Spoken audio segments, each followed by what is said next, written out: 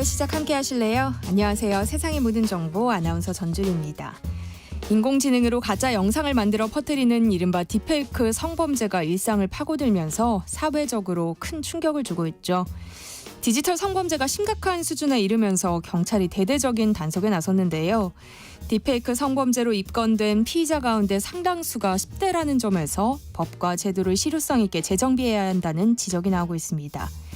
지금 온라인에는 딥페이크 피해 학교들의 명단이 공유되고 있고 가해자들의 SNS 주소까지 게시되고 있는데요. 이 문제 어떻게 봐야 하는지 잠시 뒤 사건 노트 코너에서 자세히 살펴보겠습니다. 최근 근로계약서도 작성하지 못하고 일한 1인 방송 스태프, 그러니까 유튜브 방송에서 기획자 겸 매니저로 일한 프리랜서도 노동자로 봐야 한다는 판단이 나오면서 산업재해 적용 범위가 확대될 것이란 기대감이 커지고 있는데요. 오늘 라디오 생존백서에서는 산업재해 보상을 둘러싼 궁금증 풀어볼 예정이니까요. 궁금한 분들 계속 함께해 주세요.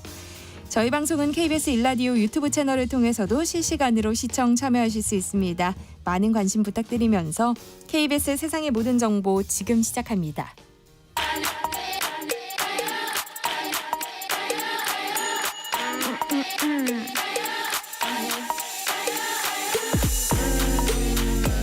혹시 뉴스바 들으셨나요? 한낮에 전해진 소식들 꼼꼼히 정리해드리겠습니다. 오늘의 뉴스 조현정 시사평론가와 함께합니다. 안녕하세요. 네, 안녕하세요. 네, 전공의 이탈로 인한 의료 공백이 이어지고 있는 상황에서 보건의료노조까지 총파업을 예고하면서 우려가 커지고 있는데요. 극적 협상이 없다면 당장 내일부터 61개 병원에서 파업이 이뤄질 것으로 보인다고요. 네, 보건의료노조는 오늘 저녁에 총파업 전야제부터 열고 내일 오전 7시부터 파업에 돌입할 방침인데요. 이들은 조속한 진료 정상화, 의사들의 집단행동으로 인한 책임 전가 금지, 불법 의료 근절과 업무 범위 명확화, 인력 확충 등을 요구하고 있고요. 이게 내일까지 협상이 타결돼야 좀 파업을 막을 수 있겠지만 사실상 정부가 지금까지 해온 거는 이제 파업을 좀 멈춰달라 이런 호소, 읍소 정도 말고는 뾰족한 대책은 나오지 못하고 있는 상황입니다. 이들 노조는 의사들이 불법적인 집단 행동을 하고 그렇게 이런 상황을 만들었는데 병원은 간호사 등에게 이를 다른 직역에게 고통 분담을 요구하고 있다. 그걸 고스란히 우리가 다 받고 있다라고 얘기를 하고 있고요. 이게 보건의료노조 같은 경우에 간호사뿐만이 아니라 의료기사 있고 약사, 치료사, 요양보호사 등등 의사도 일부 가입이 돼 있는데 의사 제외한 의료노동자들 직군별로 다양하게 분포가 돼 있는 거고요. 조합원도 82,000명에 육박을 합니다. 그리고 이렇게 보건의료노조가 작년에도 이틀 동안 총파업을 한 적이 있긴 했어요. 그때가 규모도 더 컸었고요. 그런데 더 우려되는 건 지금은 의사들이 없잖아요. 그래서 전공의들이 떠난 지 반년이 되면서 이미 간호사들을 비롯한 다른 직역들의 역할이 너무 커진 거죠.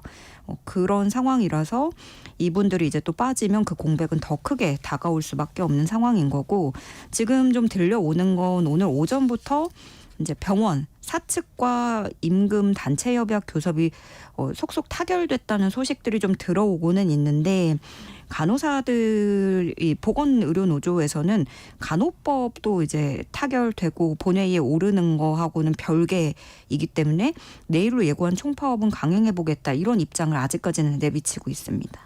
네, 이런 가운데 이대 목동병원에서는 응급실 셧다운을 검토하기 시작했다 이런 이야기가 들려요. 네, 다음 달부터 일주일에 48시간 동안 응급실 아예 문 닫자 셧다운하는 걸 검토를 하고 있는 건데요. 지금 뭐 매주 수요일, 목요일 이렇게 이틀 동안 매주 진행을 해보겠다 이런 얘기가 나오고 있다고 해요. 그러면 이게 진짜 뭐 서울대학병원들 중에서는 처음으로 이런 논의를 하고 교수들이 뜻을 모으고 있는 그런 상황인데요. 네. 아예 문을 닫을지 아니면 또 뭐 들어오는 환자 수용만 거부를 할지 이런 거 구체적인 것도 내부적으로 논의를 하고 있다고 하고 근데 이대목동병원이라고 하면 일단 이름부터 뭐 크잖아요. 서울 서남권 관할하는 권역응급의료센터고요. 네. 그만큼 재난에 대비를 하는 곳이기도 하고 중증 환자 최종 치료를 담당하는 역할을 하고 있습니다. 그런데 이미 뭐 전공인들 떠난 뒤에 전공의뿐만이 아니라 전문의들도 줄어들었고 응급의학과 의사는 8명만 남은 상태라고 해요. 그러니까 이 8명이 12시간 넘게 뭐 당직을 서는 일이 반복이 돼 왔던 거고 이미 좀 과부하가 걸린 상태고 앞서서 세종 충남대병원 비롯해서 이미 지역에서는 응급실 기능이 마비되기 시작했고 서울 수도권으로 지금 번지는 모습입니다. 네, 정부는 응급실 과밀화 문제를 해소하겠다면서 경증 환자들이 응급실을 이용할 경우 본인 부담률을 높이겠다 이런 대책을 내놓은 바 있는데요.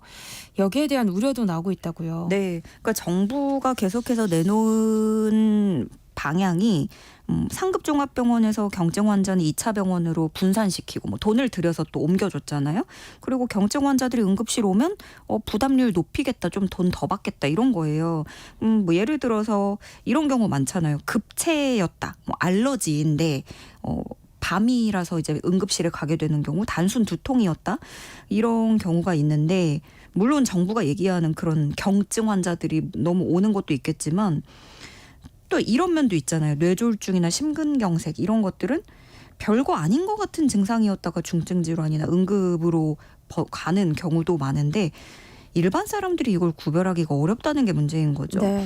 근데 정부의 뜻대로 응급실 문턱을 높이고 본인 부담률을 올리면 웬만해서는 좀 병원 가지 말고 참아보자 이런 분위기가 만들어지는 게 문제라는 거죠. 그래서 치료의 골든타임을 놓칠 수 있고, 더 나아가서 궁극적으로는 그러면 이거는 문턱은 똑같이 높아진다고 해도 돈 없는 사람들한테 더 높아지는 거거든요. 네. 그럼 의료에서도 또 양극화를 낳을 수 있다 이렇게 보고 있고, 지금 정부의 시각은 이거예요. 유독 우리나라에서 다른 나라들에 비해서 경증 환자들이 응급실 이용을 남발하더라, 여기에 초점을 맞추고 있는데, 그런데 시선을 조금 돌려보면 이게 본질적인 문제냐 하는 거죠. 왜냐하면 응급실에 사람이 몰려서 이렇게 볼 게 아니라 병원 자체의 인력이 부족하고 중환자 병상이 부족한 게 근본적인 문제다라는 지적이 나오는데, 의료계에서는 어떻게 얘기를 하냐면 응급실에 일단 환자들이 오면 처치가 어려운 게 아니라 처치 받고 나서 수술실이나 중환자실로 옮겨야 되는데 거기 병상이 없다는 거예요. 의사가 없고. 그래서 의료 전문가들은 또 지적을 하는 게, 병원 쉽게 가는 분들도 있지만 반대로 잘 안 가려고 하는 분들, 이런 얘기를 하면서 실제로는 심근경색인데 보통 잘 몰라서 소화가 잘 안 된다, 뭐 체한 것 같아 막혔다 이렇게 생각하는 경우가 많다, 이렇게 설명을 하고 있고요. 그래서 의료계에서는 일반 외래 진료하고는 다르게 응급실에서는 그런 규정을 둬선 안 된다라는 지적이 나오고, 그러면 다른 대안으로는 차라리 1차 의료기관에서라도 뭐 일부 야간에 상담을 받게 열어두거나 뭐 의료 전달 체계를 개편하는 쪽으로 시스템을 갖추는 게 좋다, 이런 제안도 의료계에서 나오고 있습니다. 당장 추석 연휴도 걱정이 될 수밖에 없는데요. 정부가 연휴 전후를 비상응급 대응 주간으로 정하고 당직 병원을 운영하기로 했어요. 네, 9월 11일부터 25일까지 2주간을 추석 명절 비상응급 대응 주간으로 지정을 합니다. 기존보다 많은 4,000곳 이상의 당직 병원 의원을 운영을 하고요. 군병원, 공공의료기관, 특성화 병원별로 비상진료 체계를 가동하겠다는 계획입니다. 또 기존의 400여 곳 응급의료기관에만 적용됐던 응급진찰료를 한시 가산해 주는 것도 110여 개 응급의료 시설로도 확대를 해서 여기로 좀 경증 환자들은 가도록 하겠다, 이런 계획이고, 응급실 전문의 진찰료도 지금 좀 올렸어요. 그래서 그 기존 인상분인 150%인데 여기에다가 또 추가로 인상을 하고, 권역센터에 대해서도 인건비 지원을 확대합니다. 또 연휴 기간 문을 여는 병원 의원 160여 개 코로나 협력 병원, 발열 클리닉, 약국 등에 대한 정보는 응급의료 포털, 복지부, 지자체 콜센터 통해서 확인하실 수 있습니다. 네, 의료 공백에 대한 우려가 커지면서 정치권에선 의대 증원을 잠시 유예하자는 주장이 나오기도 했는데요. 대통령실은 의료개혁 의지에 변함이 없다, 이런 입장을 다시금 내놨어요. 네, 얼마 전에 그 박단 전공의협의회 비대위원장하고 한동훈 국민의힘 대표가 만나고 직후에 대통령실이 그럴 의향이 없다, 이렇게 뜻을 내비쳤어요. 그리고 오늘 또다시 대통령실이 의대 증원은 흔들림 없이 추진하겠다라는 취지로 기존 입장을 거듭 강조해서 발표를 한 겁니다. 그러면 좀 정작 좀 새로운 모멘텀을 만들어 보려던 한동훈 대표 입장이 머쓱해졌고, 한동훈 대표가 2026학년도 의대 증원 문제는 좀 유예를 해볼 수 있지 않겠느냐, 이렇게 제안을 했는데, 여기에 대해서 또 이번에 추경호 원내대표도 사전에 당에서 심도 있게 구체적으로 논의한 적이 없다, 이렇게 선을 그었습니다. 그러면서 정부 방침에 전적으로 동의한다 밝혔고요. 그러다 보니까 정치적으로는 이게 또다시 뭐 3차 윤한 갈등으로 번지는 건 아닌지 뭐 이런 해석도 나오고는 있는데, 어쨌든 간 좀 의료개혁 쪽에서만 보자면 대통령실 의지는 굳건한 상태인 거고요. 도리어 좀 민주당 이재명 대표 쪽에서 한동훈 대표 제안에 대해 힘을 실어주는 그런 발언이 나왔어요. 그 한동훈 대표 제안은 지금의 위기를 타개하기 위한 불가피한 대안 중에 하나라는 생각이 든다. 정부에서도 한동훈 대표의 제안을 배관시하지 말고 여러 방안을 열어놓고 근본적인 대책을 고민해달라 이런 취지로 주문을 했고요. 또 그러면서 이제 정부의 대응을 비판했습니다. 응급실 본인 부담률 90%까지 인상한 거 이거 지적하면서 이게 대책이냐 엉터리 말고 근본 대책을 마련해야 된다 이런 비판을 내놨습니다. 네, 오늘 국회 본회의가 열리는데요. 앞서 언급한 대로 간호법 제정안을 비롯한 민생 법안들이 처리될 전망이죠. 네, 드디어 좀 22대 국회 개원 이후에 여야가 좀 합의로 민생 법안을 처리하는 모습이 보여지는데요. 아무래도 국민들도 필요하다고 생각했던 법안들이죠. 뭐 전세 사기 특별법이라든가 구하라법 등등 이런 뭐 비쟁점 민생 법안은 처리해보자 하는 여야의 공감대가 있었고. 여기서 급하게 이제 속도를 내면서 상임위 처리하고 법사위까지 의결을 마쳤습니다. 도시가스 사업법 개정안, 범죄 피해자 보호법 개정안 등등 오늘 본회의에서 처리할 예정이고 특히 어제까지 어떻게 될지 관건이었던 이 간호법 제정안이 여야가 막판 합의를 이뤄서 보건복지위 법안 소위도 통과를 했습니다. 네, 여기서 이제 계속 여야가 대치를 이뤘던 건 PA 간호사 업무 범위를 얼마나 어디까지 어떤 식으로 규정을 하느냐 이거였는데 제일 큰 쟁점이었던 간호조무사 학력 기준은 일단 내용을 빼기로 했습니다. 추후 논의를 이어간다는 쪽으로 가닥을 잡았는데 이거는 진짜 그 간호사하고 간호조무사 쪽이 갈등이 너무 큰 내용이어서 정말 오래 걸릴 거예요. 그래서 이건 일단 좀 제쳐두고 해보자라는 거고 PA 간호사들, 수술방 간호사들 업무 범위에 대해서는 좀 보건복지부령으로 정하는 내용으로 수정안을 마련을 했습니다. 민주당이 처음엔 이거 너무 광범위해서 이걸 콕 집어서 좀 규정을 해놔야 된다라는 입장이었는데 지금 상황이 시급하다 보니까 정부 여당안을 수용한 것으로 알려졌고요. 또 지난해 그 대통령 거부권으로 폐기됐던 간호법 그때 폐기됐을 때 문제가 제일 됐던 지역사회 문구도 반영되지 않았습니다.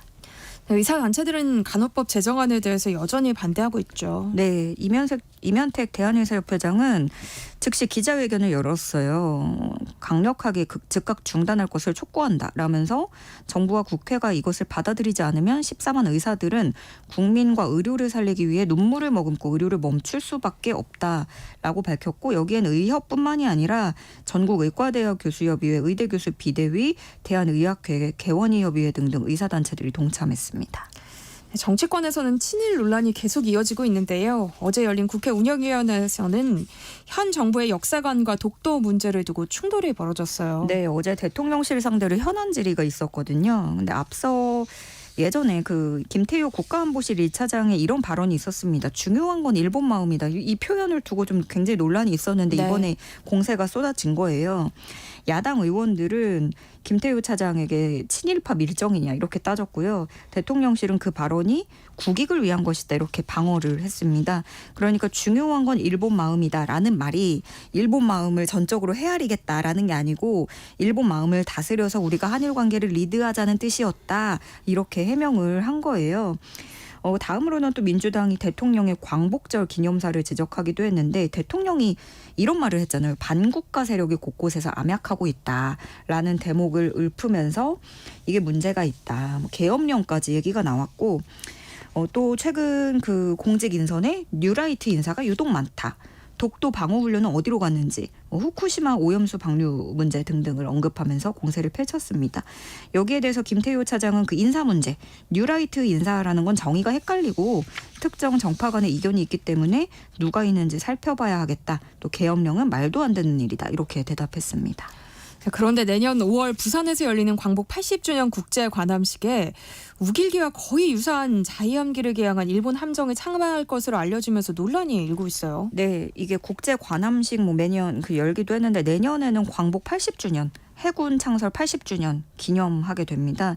늘 그랬듯이 우방국들이 초청 대상이죠. 미국, 호주 등등이 참가를 하고 또 이 자유함기를 단 일본 함정도 참가를 할 것으로 보이는데 늘 일본 해상자위대에 초청할 때마다 좀 논란이 있긴 했죠. 지난 정부 문재인 정부 때도 그때 제주에서 2018년에 이 우길기 논란이 크게 번지면서 결국에 해상자위대 함정은 참가하지 않았었는데 우리가 좀 여러 가지로 그 당시에도 이 국민 정서라든가 우리 상황을 좀 배려해달라 하는 식으로 여러 경로로 요구를 했는데 일본이 꼭 이 자유한기를 개항해야 된다라는 고집을 꺾지 않고 거부를 했었어요. 그래서 그때도 논란이 됐는데 내년에도 아무래도 이 개항을 한 채로 참가를 할 가능성이 크고 역시나 재차 논란이 될 것으로 보여집니다. 네, 그런가 하면 국가보훈부가 내년도 광복회 지원 예산을 삭감했다는 소식도 전해졌어요. 네, 보훈부의 내년 광복회 관련 예산이 26억 원입니다. 올해보다 6억 원 삭감이 됐는데 이 삭감된 6억 원 모두 광복회 확수론에 들어가는 사업비입니다.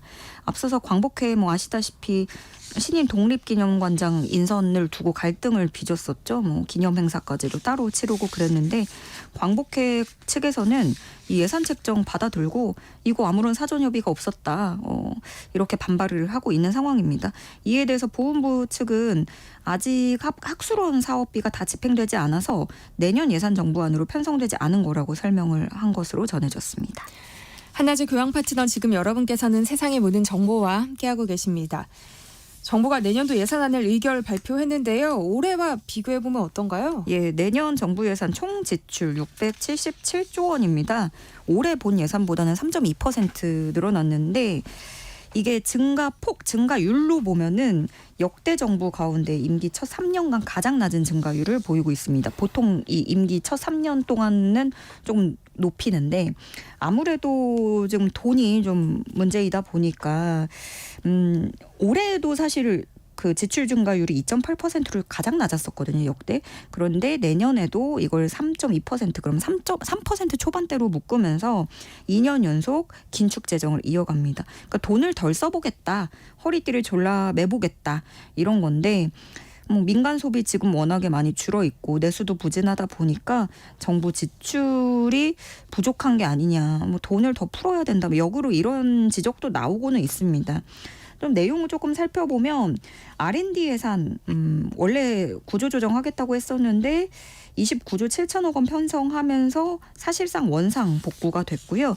또 육아휴직급여 상한도 인상을 하고 필수 지역의료 강화하는데 여기는 2조 원이 투입이 되고 의대 증원에 맞춰서 의대 교육시설 확충하고 전공의들 수련 비용 투입하고 이런 용도 쓰게 됩니다. 또 병장 월급도 오르게 되잖아요. 그래서 국방 예산 인건비 중심으로 60조 원 넘는 규모로 편성이 됐는데 이제 정부 사실 이렇게 또 나가는 곳들이 많으면 그만큼 삭감하고 줄이고 하는 곳들이 많다는 거예요. 네. 그래서 정부는 중복 사업 같은 거를 통폐합하고 이런 식으로 24조 원 지출 구조조정을 단행을 하고 사회 간접 자본 SOC 예산을 대폭 줄여서 재원을 마련하겠다는 방침입니다. 네, 오늘의 뉴스 조현정 시사평론가와 함께했습니다. 고맙습니다. 네, 고맙습니다. KBS 일라디오 세상의 모든 정보와 함께하고 계신 지금 시각은 12시 38분입니다. 이 시각 교통정보 알아봅니다. 이 시각 교통정보입니다. 오늘은 교통량 자체는 많지 않지만 돌발 구간에 주의가 필요합니다.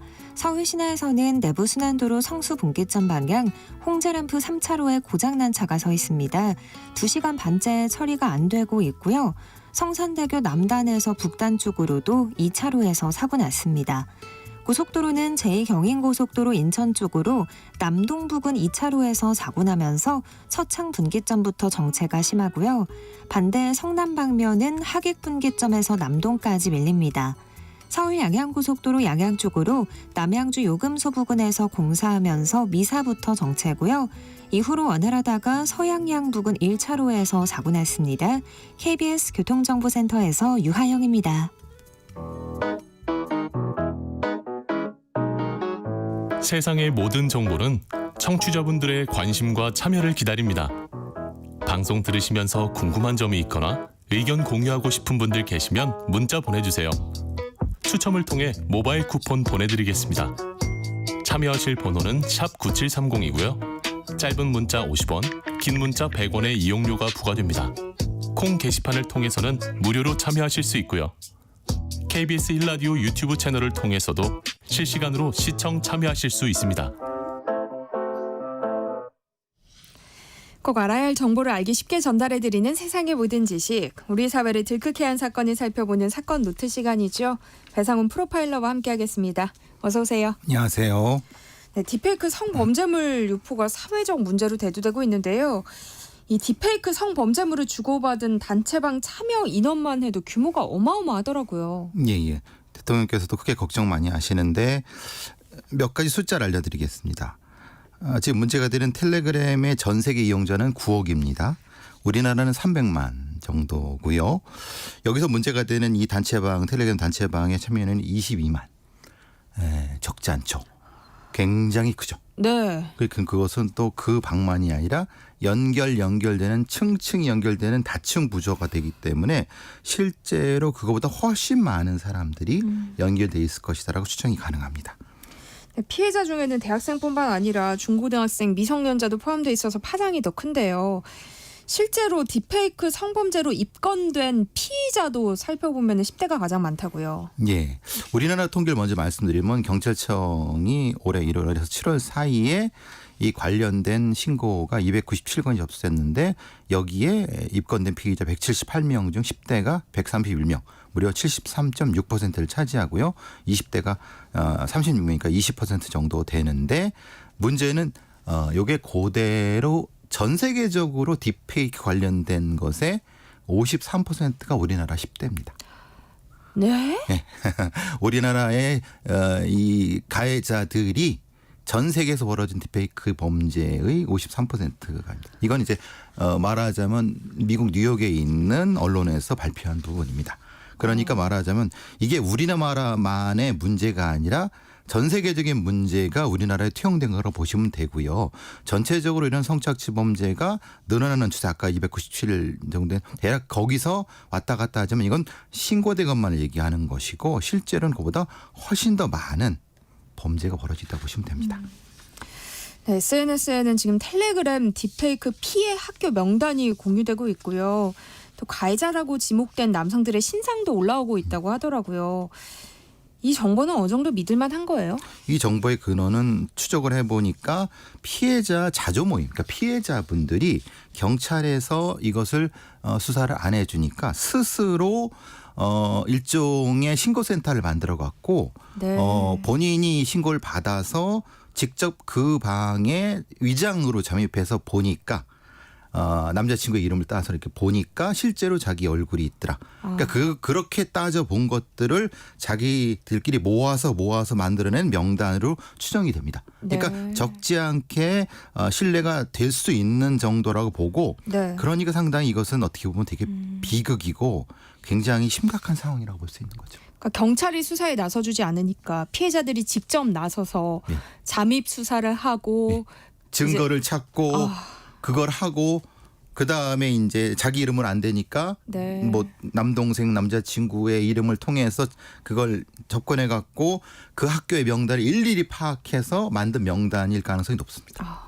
근데 충격적인 게 이게 단순히 주변의 뭐 여성 지인들을 넘어서 여동생, 엄마, 친족의 얼굴을 나체에 합성해서 공유한 사례도 있다고요. 이게 사실은 굉장히 위험한 일종의 문화지체 현상이라고 저는 파악하고 있는데 네. 일종의 10대 아이들이 일종의 위세제라고 해서 위세제요? 예. 말하자면 이런 거죠.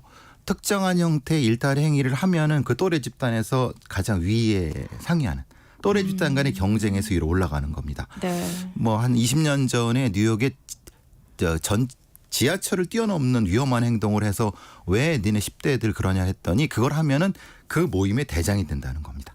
그러니까 위험하고 탈법적인 걸 함으로써 위세가 올라가는 네. 그런 행동. 이게 불법적인 게 많죠.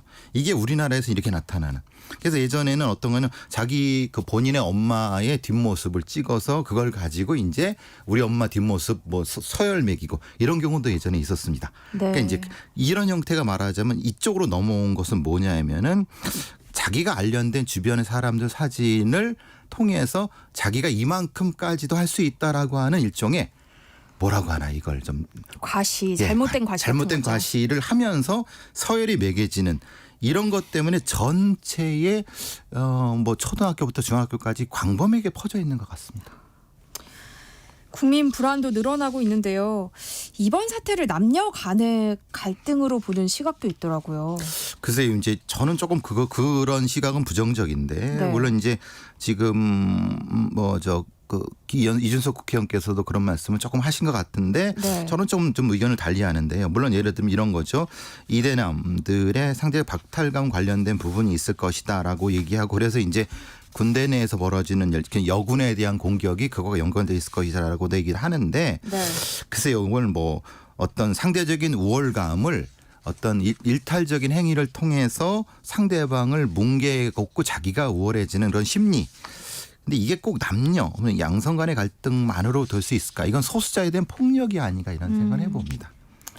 그리고 또 피해자를 향한 2차 가해 발언도 논란이 되고 있어요. 그러니까 이게 이제 파생되는 부분인 거죠. 말하자면 사회건강만 X 옛날에 그 트위터라고 하는 네. 이런 부분에서도 그런 거죠. 실제로 이런 거죠. 실제로 현실화되지 않은 범죄가 아니냐. 이게 오프라인에서 성범죄가 아닌데 왜 그게 더 그러느냐라고 하는데 이건 진짜 한 게 아니지 않느냐 뭐 이런 건가요? 예, 그런데 그거는 전혀 잘못된 부분입니다. 왜냐하면 성범죄는 물리적인 부분도 있지만은 심리적인 부분도 굉장히 중요한 부분이기 때문에 네. 그렇게 생각하고 싶은 거겠죠. 그런 사람들은. 그러니까 이거는 대단히 부적절한 부분인 거고 그렇기 때문에 여러 대학교의 커뮤니티에서 이런 비슷한 얘기들 소위 말하는 뭐 표현이 그럼 뭐 얼평 뭐 몸평 이런 형태의 얘기로 나오면서 아주 부정적인 형태의 성적인 어떤 부정적인 공격성이 나타나는 것이 게시판에 상당히 퍼져 있는 부분인 것 같습니다. 어떻게 보면은 우리 사회의 성범죄 불감증이 매우 심각한 거 아닌가 이런 생각이 들거든요. 교수님 어떻게 생각하세요? 초기에 막 30년 되는 캣콜링이라고 해서 지나가는 여성에 대한 어떤 평가 이런 것은 무슨 범죄냐 이런 식으로 했던 때도 있었습니다. 한 30년, 40년 전 얘기죠. 네. 그때도 사실은 그건 적절하지 않다. 법적으로도 문제가 될 수 있다라고 했는데 지금 30년 후에 지금 얘기거든요. 흔히 말하는 사이버 공간에서의 여러 가지 성적인 공격성이라든가 성적인 범죄는 굉장히 다양한 방식으로 되고 오히려 사이버 공간에서 심각한 성범죄가 벌어지고 있는데 너무 시대적이 뒤떨어진 문화지체 현상이 나타나는 것 같습니다. 일부 집단에서. 그렇게 그걸 보고 싶은 것 같습니다. 그러니까 디페이크 성범죄물이 제작되고 유포되는 것도 문제지만 이런 혐오 표현도 좀 제재가 필요하지 않을까 싶어요. 저도 그런 생각을 하는데 네. 문제는 이제 일상에서 그런 어떤 온라인상의 혐오 표현에 대한 것이 실제로 실질적인 제재가 되고 있지 않아서 사실은 문제가 되고 있는 것 같고요. 여러 가지 면에서 일상에서 위협받는 그 표현들 자체가 사이버 공간에서는 너무 쉽게 한다는 겁니다. 너무 쉽게 그냥 그것이 쓰여지기 때문에 네. 자기도 그게 뭔지도 모르면서 일종의 접두사 같은 형태 그러니까 들어가는 말을 했던 형태로 쓰는 것 같아서 좀 걱정이 되는데 네. 뭐 예를 들면은 이제 하버드 대학에서는 2017년도에 어떤 페이스북 비공개 그룹에서 했던 말 가지고 예비 학생들이 취소된 경우도 있었거든요. 네. 그게 이제 말하는 혐오 표현이었다. 그러니까 이런 식으로도 미국이나 다른 나라에서는 하는데 우리는 아직 거기까지는 되지 않고 있는 것 같아서 그래서 혐오 관련된 어떤 법제화라든가 아니면 사회적 합의가 필요한 것이 아닌가라는 얘기가 되고 있습니다. 디지털 성범죄에 대한 제재도 물론 빨리 마련이 돼야겠지만 또 피의자들 가운데 10대들이 많다고 하니까요. 이들을 위한 교육도 필요하지 않나 이런 생각이 좀 드네요. 그렇죠. 그래서 이제 나오는 것이 누가 할 것인가 그리고 어떻게 할 것인가에 대한 또 얘기가 나옵니다. 사실 대통령께서 딥페이크 문제라고 심각하게 하니까 모든 부서에서 다 방안을 내리고 있는데 네. 제가 듣기에는 조금 실질적이지가 않아요. 왜냐하면 누가 할래?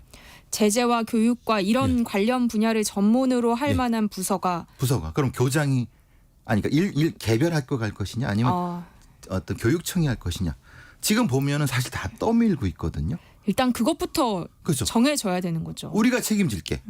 이라고 하면은 좀 되는데 지금 나오는 게 너무 추상적이에요. 네. 그 부분이 좀 걱정입니다. 이런 딥페이크 성범죄물이 주로 텔레그램에서 공유되고 있잖아요. 근데 텔레그램이 비협조적이라서 수사가 쉽지 않다고 하셨어요. 근데 최근 텔레그램 CEO가 프랑스에서 체포가 됐어요.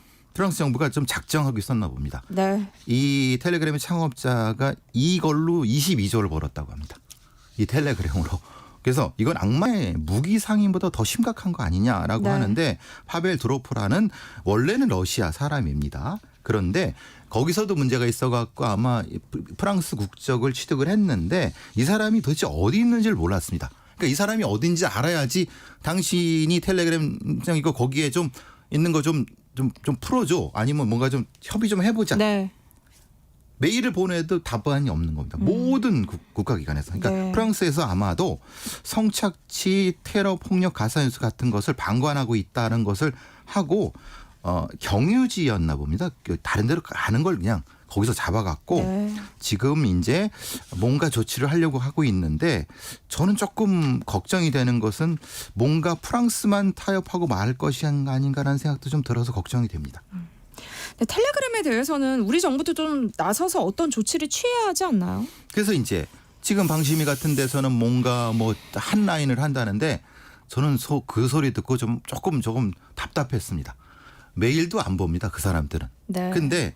그런데 그걸 한 라인을 한다고 요청한다고 받아주겠습니까? 그러니까 프랑스 정부에 지금 요청을 해서 사법공조를 같이 하자. 그러니까 파벨 드로프를 공동 면담을 하자. 네. 당신들이 한국에서 이렇게 해서 우리나라의 딥페이크 범죄의 10대들의 문제가 되니까 적어도 이 정도는 해달라라고 하는 좀 요청은 할 수가 있을 거라는 생각을 합니다. 네.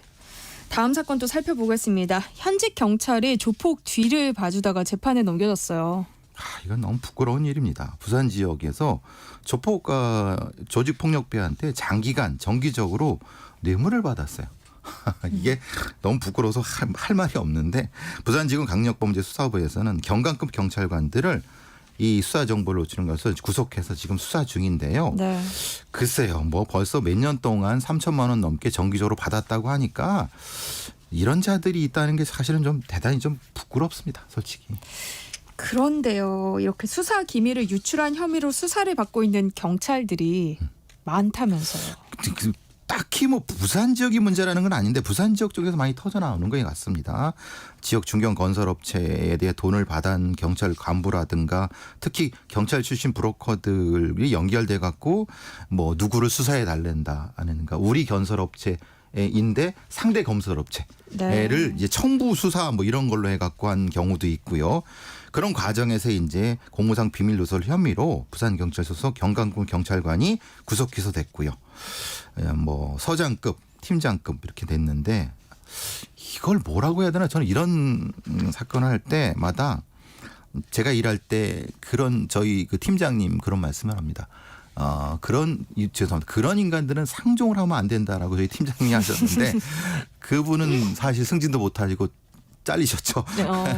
근데 참 걱정이 되는 겁니다. 이게 이런 사람들이 승진을 하고 윗자리를 차지하고 있는데 실제로 성실하고 수사만 열심히 하는 사람들은 사실은 자리 못 잡고 바깥에서 헤맨다.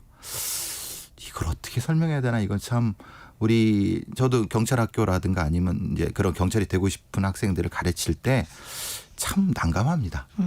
윗물이 맑아 아랫물이 맑은데 지금 이런 얘기들은 솔직히 쉬쉬하고 있는 거죠. 솔직히 까놓고 얘기하면 이게 다 쉬쉬하고 있다가 터진 거거든요. 네. 사실은 이전에도 다 알고 있었던 내용들입니다.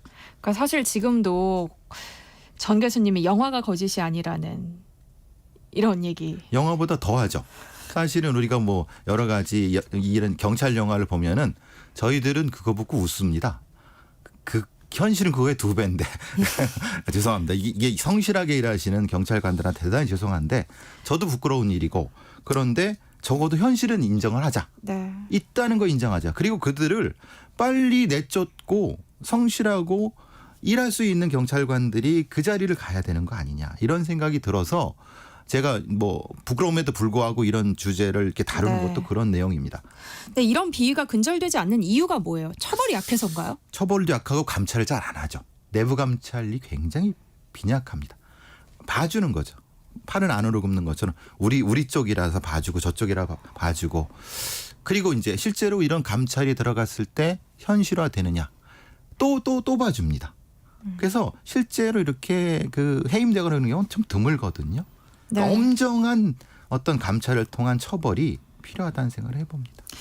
지금도 현장에서 열심히 일하시고 정말 국민을 위해서 일하고 있는 경찰분들이 이런 소식 들을 때마다 너무 억울하실 것 같다는 생각이 듭니다.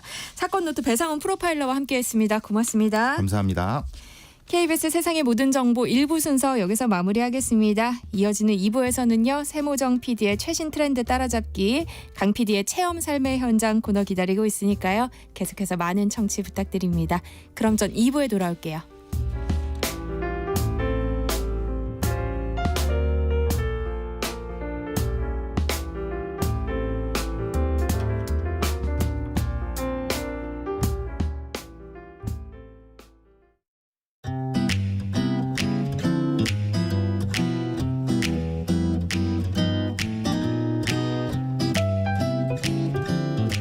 안녕하세요. 바른말 고운말입니다. 주택이나 상업 공간의 바닥을 대리석으로 시공하면 고급스러운 느낌을 가질 수 있고요. 내구성도 뛰어나다고 합니다. 그런데 단점도 있죠. 대리석 바닥에 그릇이나 거울 같은 물건을 떨어뜨렸더니 완전히 산산조각으로 부서졌다는 얘기도 종종 들을 수 있습니다. 지금 들으신 내용 뒷부분에 나온 산산조각이란 말은 아주 잘게 깨어진 여러 조각이란 뜻인데요. 앞에 있는 산산은 둘 다 흩을 산자를 쓰는 한자어고요. 뒤에 있는 조각은 고유어 명사입니다. 그렇다면 산산이란 한자어가 들어가는 표현을 할 때 여지없이 깨어지거나 흩어지는 모양을 뜻하는 부사 산산 뒤에 이를 쓰는 게 맞을까요? 아니면 히를 쓰는 게 맞을까요? 이 경우에는 이를 쓰는 산산이가 맞습니다. 또 이 말은 물건이 깨진 것을 뜻할 때도 사용하지만 기대나 환상 같은 게 완전히 사라졌다거나 부서졌다고 할 때도 사용할 수 있습니다. 회사가 문제를 해결해 줄 거란 기대는 산산이 부서졌다. 또는 그에 대한 나의 환상은 산산이 깨어지고 말았다 같이 말이지요. 또 고유어 명사인 박살 역시 깨어져 산산이 부서짐을 뜻하는데요. 주로 박살이 나다, 박살을 내다 라는 표현으로 많이 사용합니다. 바른말 고운말 아나운서 변희영이었습니다.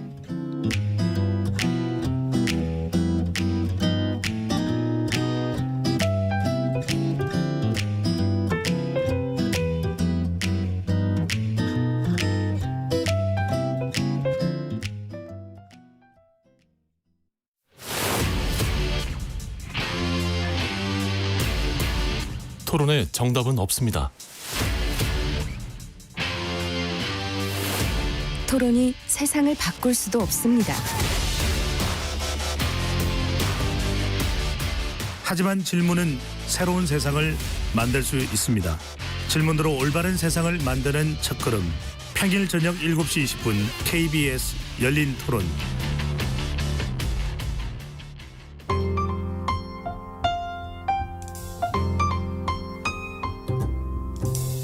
어떤 하루 보내고 계신가요? 눈코 뜰 새 없이 바쁘게 지나가는 한 주. 월요일부터 금요일, 매일 밤 10시부터 12시까지는 오롯이 당신만을 위한 시간입니다. 당신을 위한 지식 쉼터. 오늘 밤 일라디오.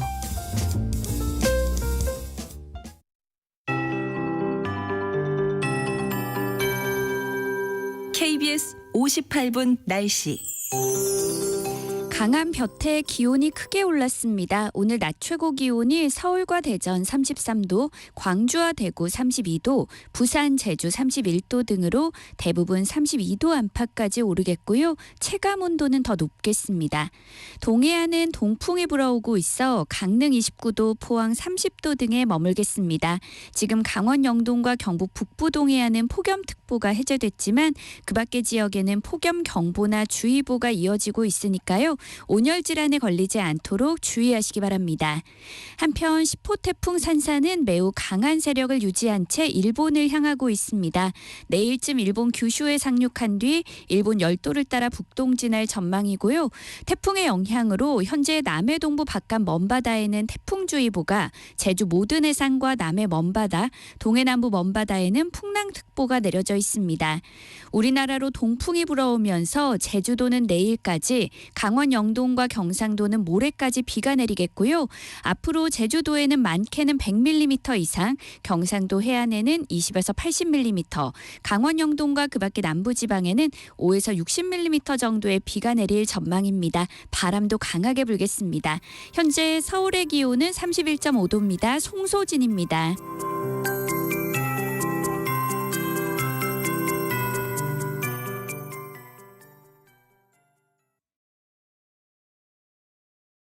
정성을 다하는 국민의 방송 KBS가 한시를 알려드립니다. AM 711kHz, FM 97.3MHz, KBS 1라디오입니다. HLKA.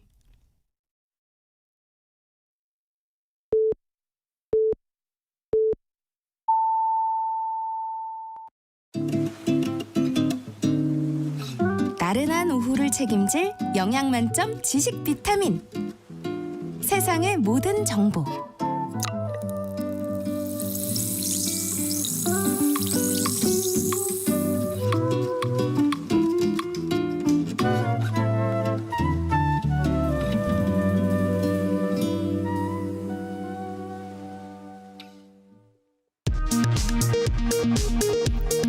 이 시각 라디오 정보센터 뉴스입니다.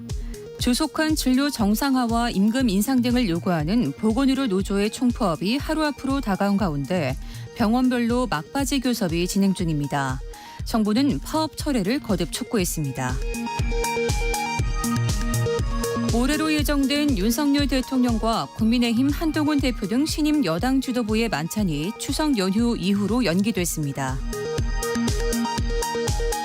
특정 인물의 사진을 음란물에 합성해 유포하는 딥페이크 성범죄에 대해 방송통신심의위원회가 강력 대응에 나선 가운데 이른바 서울대 딥페이크 N번방 사건의 20대 공범에게 징역 5년이 선고됐습니다.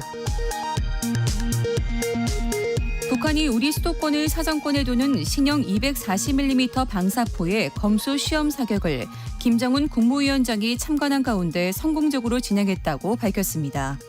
지금까지 라디오 정보센터 뉴스 정한나였습니다.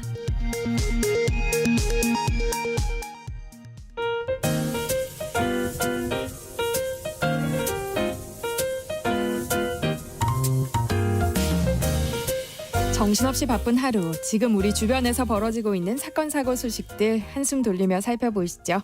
하프타임 뉴스 임선은 뉴스캐스터와 함께합니다. 어서 오세요. 안녕하세요. 한동안은 밤낮으로 덥더니 요즘은 그래도 좀 괜찮아진 것 같아요.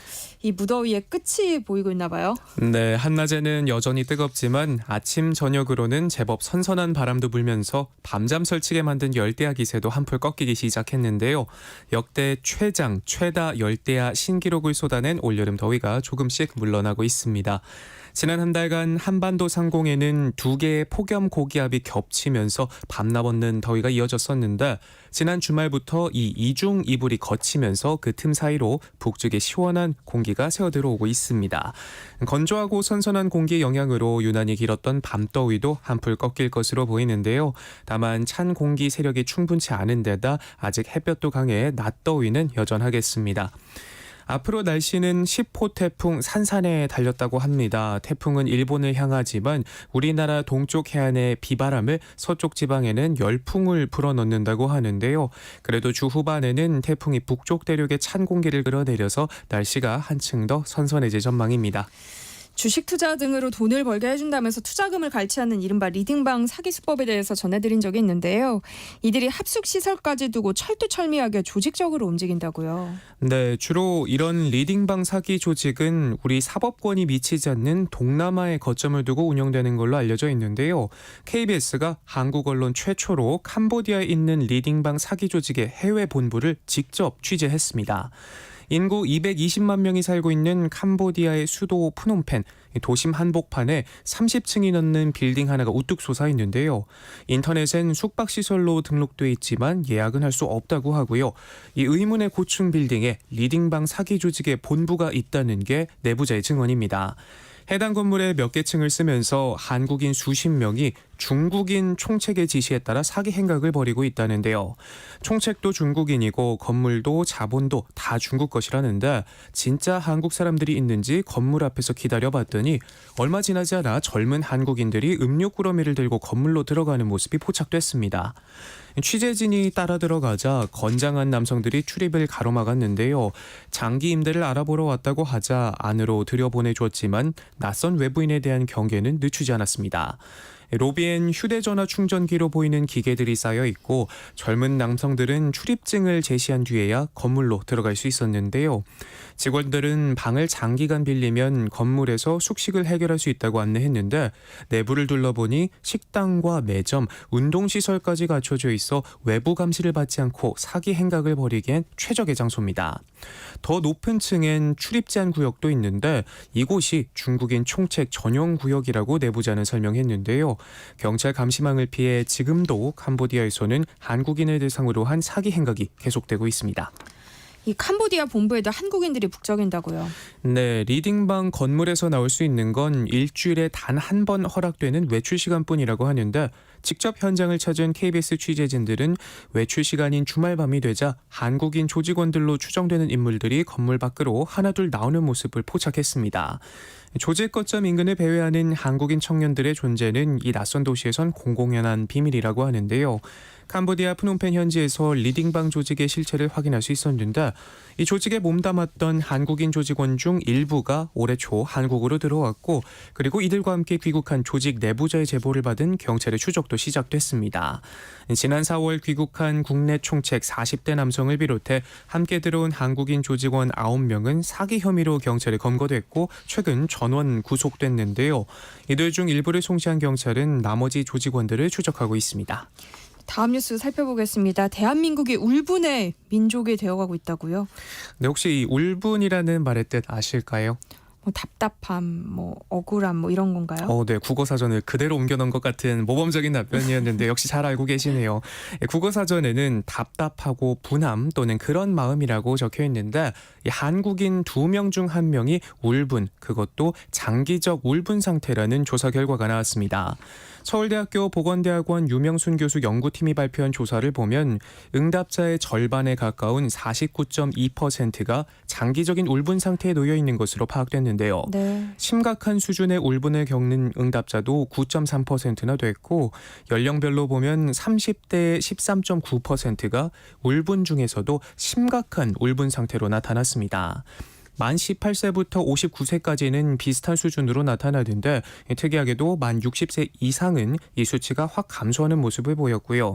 주로 젊은 층에서 울분을 많이 느낀다는 건데 이유를 들여다보니 의외로 질병이나 사망, 폭력 같은 직접적인 것보다도 공공기관과 직장, 학교 등에서 부당한 취급을 받거나 배신을 당한다거나 또는 모욕적인 경험을 한 경우 울분이 더 크게 나타났습니다.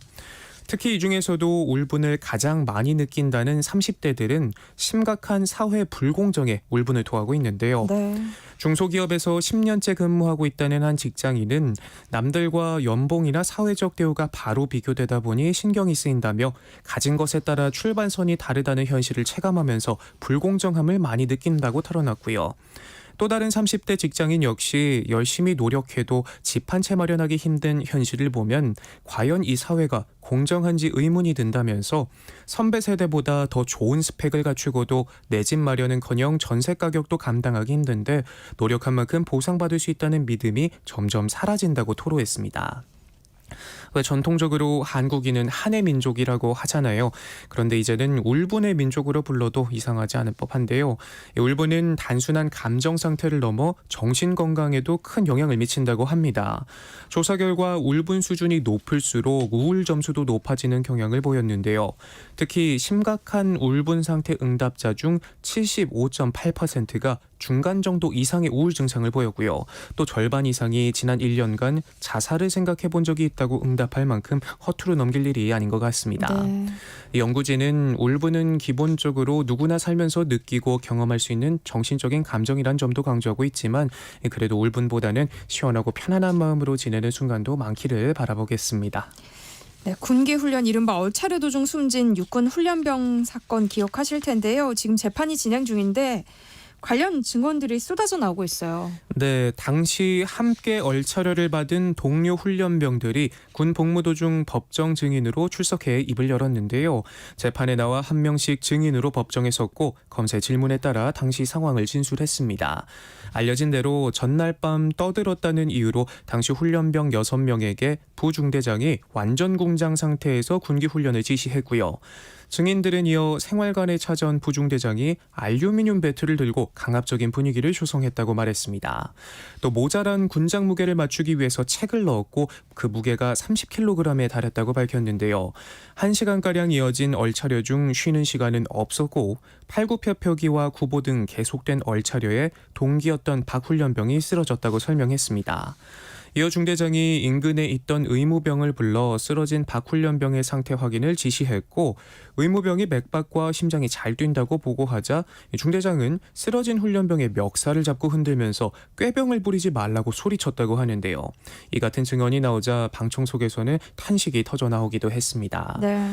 마지막으로 하고 싶은 말이 있느냐는 재판장 질문에는 당시 응급처치가 신속하고 정확하게 이뤄졌다면 사망사고를 막을 수 있었을 것 같다며 아쉽다고 밝혔고요. 또 증인으로 나온 병사들은 중대장과 부중대장의 처벌을 원하느냐는 질문에 모두 그렇다고 답했다고 합니다. 이들의 증언이 향후 재판 결과에 어떤 영향을 미칠지 관심이 쏠리고 있습니다. 네, 학생에게 칠판에 문제풀이를 시켰다는 이유로 교사가 학부모로부터 고소를 당했어요. 네, 우리나라 교권이 어디까지 떨어지는 건지 참담한 심정인데요. 한 중학교 교사가 칠판에 나와서 문제를 풀어보라고 시켰다가 고소를 당한 사실이 뒤늦게 알려지면서 공분을 사고 있습니다. 전북의 한 중학교 교사가 지난 3월 학부모로부터 고소를 당했는데요. 말씀드린 것처럼 이유도 참 황당하기 그지없습니다. 학생이 모르는 문제를 칠판에 풀게 해 망신을 줬다. 특정 학생에게만 청소하지 않는다고 했다는 등 학생을 차별하고 정서적으로 학대했다 주장했습니다. 이 학부모의 아동학대 신고는 예견된 일이었는데요. 이미 앞서 지난해 말 발생한 학교폭력 사건 처리를 두고 갈등을 빚어왔다는데 당시 교사에게 피해 학생과 가해 학생 분리를 해줄 것을 요구했지만 교사는 현행 규정상 학폭 신고를 하지 않은 상태에서 교사가 임의로 학생을 강제 분리할 수 없기 때문에 절차상 문제를 이유로 이를 거절했다고 합니다. 이후 해당 학부모는 교사가 학생이 괴롭힘을 당하는 것을 방조하고 있다면서 학교 측에 전보를 지속적으로 요구하기도 했다고 하는데요. 결국 경찰도 수사에 나섰지만 신고 내용이 교원의 정당한 교육활동과 생활지도 권한 내 재량 행위라고 판단했고 또 피해자들 진술만으론 교사가 아동 정신건강의 정상적 발달을 저해했다고 보기 어렵고 이를 인정할 만한 증거도 없다고 혐의 없음으로 결론을 내렸습니다. 소식을 접한 누리꾼들 역시 공분을 감추지 못하고 있는데요. 이럴 거면 학교는 왜 보내느냐, 차라리 검정고시나 보게 해라 같은 비판들이 많이 보이고요. 교실 앞으로 불러다 아이 망신을 줬다는데 정작 아이 망신은 부모가 다 시키고 있네요. 최근 화제의 중심에 섰던 걸그룹 뉴진스의 소속사 대표 민희진 씨가 대표 자리에서 물러났어요. 네, 하이브 집안 싸움이 불거진 지 넉 달 만인데요. 뉴진스의 소속사죠. 어더워 이사회가 대표이사를 민희진 전 대표에서 하이브 최고 인사 책임자로 전격 교체했습니다. 민 전 대표가 맡고 있던 경영과 제작 업무를 분리하기 위한 조치였다고 설명했는데요. 민 전 대표는 하이브 산하 레이블 대표이사들 가운데 유일하게 경영과 제작 업무를 모두 총괄해 왔는데 이젠 두 업무를 분리하는 게 어더워의 이익에 부합한다고 이사회가 판단했다고 설명했고요. 민 전 대표의 사내이사 자리는 물론 뉴진스 프로듀싱 업무도 그대로 유지된다며 제작에 집중해달란 차원일 뿐이라고 덧붙였습니다. 하이브 관계자 역시 어더워 이사회가 인사 전문가인 신임 대표를 통해서 조직을 안정시켜야겠다고 독자적으로 판단했다고 부연했지만 민 전 대표 측은 일방적 해임이라고 즉각 반발했습니다. 지난 주말 대표이사 변경 안건을 기습 통보받은 뒤 이사회 화상 연결을 통해 참석했는데 하이브 측 인사가 다수인 이사회에서 자신의 의사와 관계없이 일방적 결정을 내렸다며 주주간 계약을 위반한 거라고 주장했습니다. 하이브는 지난달 이미 민 전 대표와 맺은 주주간 계약을 해지했는데 이 때문에 민 전 대표는 1,000억 원대 풋옵션까지 날리게 됐고요.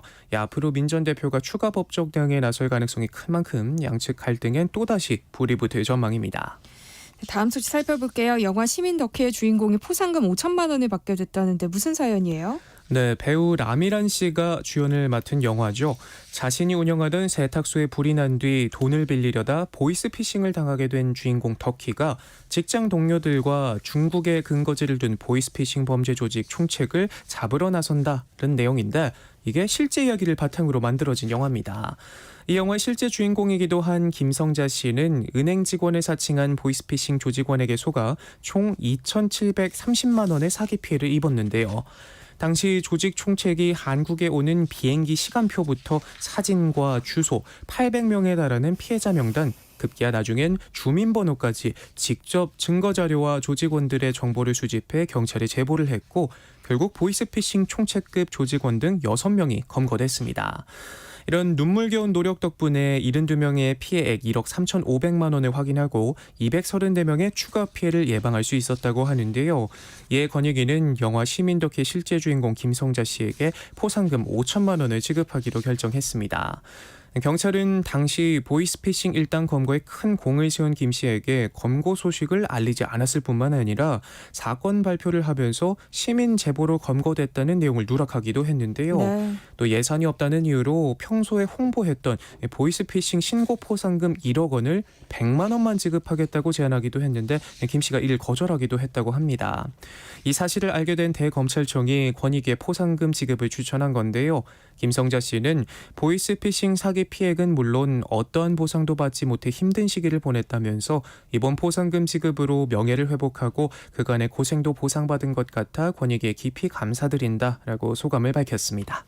네, 여기까지 하겠습니다. 임선우 뉴스캐스터와 함께했습니다. 고맙습니다. 고맙습니다. 내일 점심 메뉴 추천. 귀로 듣는 푸짐한 지식 한 상 어떠세요? 세상의 모든 정보. 아나운서 전주리입니다. 일터에서 억울한 일은 없어야겠죠. 알아두면 도움이 되는 노동법 이야기. 직장인을 위한 라디오 생존백서. 소나무 노동법률사무소 김효신 노무사와 함께합니다. 안녕하세요. 네, 안녕하십니까. 네, 오늘은 어떤 주제로 이야기 나눠볼까요? 네, 올 1월부터 중대재해처벌법이 5인 이상 사업장에서 전면 적용되었는데요. 이 법은 그동안 산재 예방 차원의 산재안전보건법이 별 효과를 거두지 못하자 예방보다는 처벌을 강화해서 산재를 예방하려는 노력을 하도록 만들어보자는 취지에서 시행되었습니다. 그런데 고용노동부가 지난 29일 2024년 1분기 산업재해 현황 부가 통계 발표 자료에 따르면 올 1분기 사망자는 138명으로 전년도 128명에서 10명 정도 증가했습니다. 네. 산재 사망사고는 124건에서 12건 오른 136건으로 집계됐고요. 여전히 산재 사고는 줄어들지 않고 있고 아직까지 산재 보상을 회사에서 해줘야 받을 수 있다는 잘못된 인식도 있습니다. 오늘은 근로자라면 일하다 다쳤거나 질병에 걸렸을 때 보상받을 수 있는 산재 처리에 대해서 알아보도록 하겠습니다. 사실 산재보험이라는 게 있다는 건 알고 있지만 직접 받아보지 않는 이상 세세한 내용은 잘 모르는 경우가 많잖아요. 네. 어떤 보험인지 소개를 좀 해주시면 좋을 것 같아요. 네, 먼저 산업재해라는 것은요. 업무상 사유로 인해서 근로자가 부상, 질병, 장애 또는 사망에 이르게 된 것을 말합니다.